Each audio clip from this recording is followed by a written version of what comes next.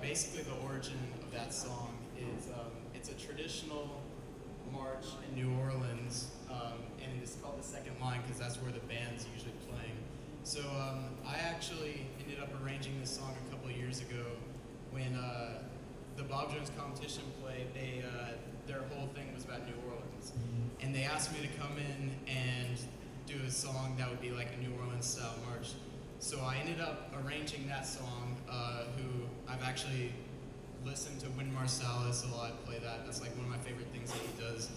And so basically this year, Miss Thomas was like, well, let's play a song by ear. And Gray and I were both in Gold Band with Mr. Garcia.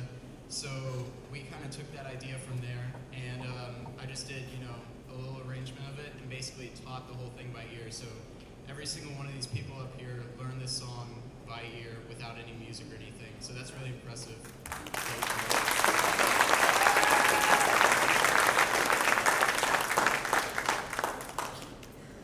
And while we're talking about Gray and Ian, I did just want to acknowledge them again for making All-State Jazz Band. That's a huge thing.